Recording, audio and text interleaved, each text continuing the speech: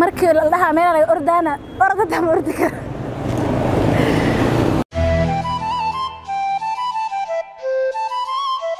waxaan rabaa inaan calool aan ku yeesho alxamdulillah hadda waa calool yar oo soo baxday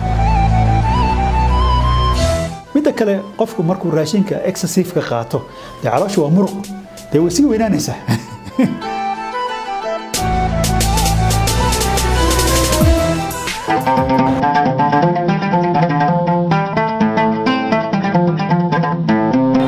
kalabar dadka ku nool caalamka ayaa dagaal ugu jira sidii ay u dhimi lahaayeen culays ka saaran jirkooda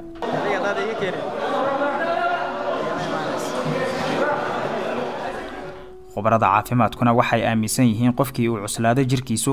ama uu ka muuqdo cayil uu halis ugu jira cudurro fara badan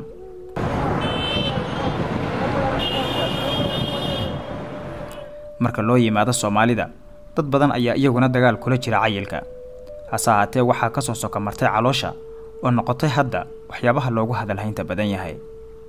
aragtiyo kala duwan ayayna dadku ka qabaan arrinkan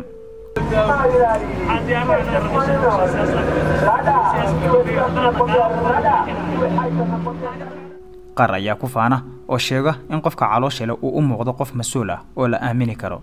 sida darteedna la badsado cabidda shaaha cadayska iyo cunooyinka ka samaysan burka sida bariiska iyo baastada oo la sheego inay qayb ka yihiin waxyaabaha kobciya koritaanka caloosha caloosha wallahi faa'iidadeedu waxa waaye horta waxay ka mid tahay mas'uuliyadnimada ka mid tahay oo mataqaanta maantayto ninka caloosha la iyo ninka caloosha lahayn waxay ku kala duwan yihiin ninka caloosha la badana markii la arko waxa waaye dadka hore ka aaminay laakiin nin aan calool lahayn macnaha waxa loo arkaa inuu san mataqaana waxa mas'uuliyad ay ka muuqan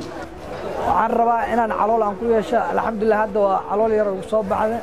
waan si jeclaa inay sii weynaato haddana calool lahayn waxa waaye waxba ma noqonayso cid ku aaminayso ma walaaba calool haddaa yeelatan waxa waaye mas'uul ah lagu maadaa Soomaaliya shaahu waa sharaab uu u baahan yahay jirka balse caanaha badan ee lagu daro ayaa mararka qaar keeni kara in caloosha qofka ay soo buurato balse dhalinyarada qaar waxay aaminsan yihiin qofkii sameeya jimicsi iyo waxyaabo la mid ah in waxba aan u dhimaynin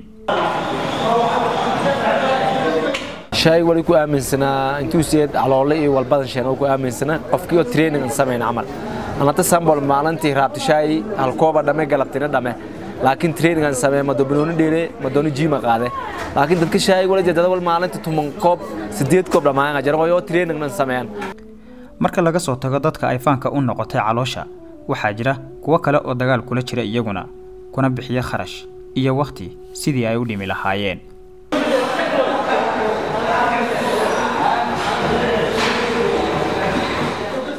caloosha wax fiican maaha adduunyaha badanaa waa aragteen caloosha aad baa looga dagaalamaa marka sideedaba caloosha waxay keentaa yani cudurro badan way keentaa quruxda hataa way dishaa qofka caloosha leh surag uma labisan karo marka taa waxaan u malaynayaa waa fikir qaldan oo laga dhaadhiciyo dadka cudurka ugu badan meesha uu ka yimaado waa calooshaada hadday mataqaanaay faadku uu ku badan yahay qarasti baa badanaysa wax walba marka cudur walba aad u jilcaysa inuu ku yimaado marka waxaan kula talin lahaa dhalinyarada intay yar yihiin inay exercise-ka badiyaan calooshana iska jaraan sanadihii dambe waxaa soo shacbaxay waxa loogu yeero six pack oo ah in qofka uu dhiso jirkiisa gaar ahaan caloosha waxaana arrinkaasi ay aad u soo jiidatay hablaha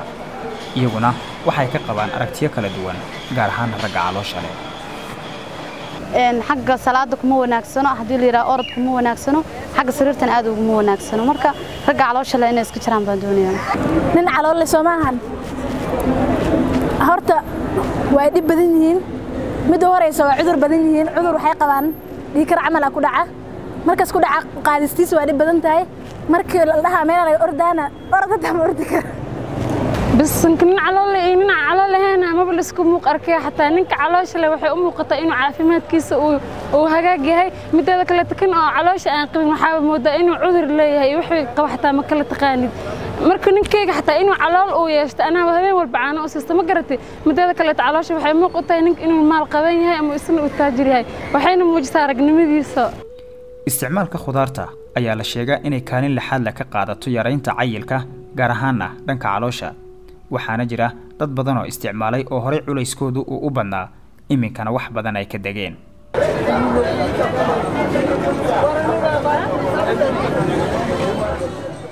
aniga waxaan miisaankayga 75 now waxaan ahay 65 waxaan ku riday waa xabxabka liinta babayga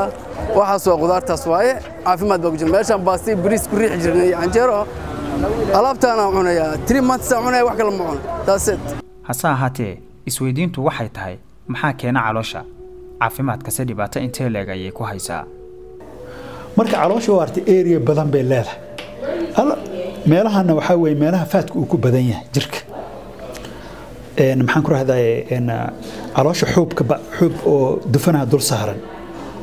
waa meesha ugu dufanka badan bay ka mid tahay calooshu maxaan ku raahdaa dusheeda sidaa daraaddeed faadkii meesha ayada ahayd ayuu wuxuu ku samaynayaa accumulation oo ku badanhayaa sidaa daraaddeed ayay dadku calooshu ula soo buurataa marka diet exercise raashin maaragtay dheelitiran بروتينك u badan yahay khudradda u badan tahay carbohydrate ku yare hadaad cunto de fat baruur ma yeelanaysid hadii aad exercise samaysana waad gubaysaa baruurti baad gubaysaa sida daraadeed waxa waxay noqonaysaa murqo sidaan oo kale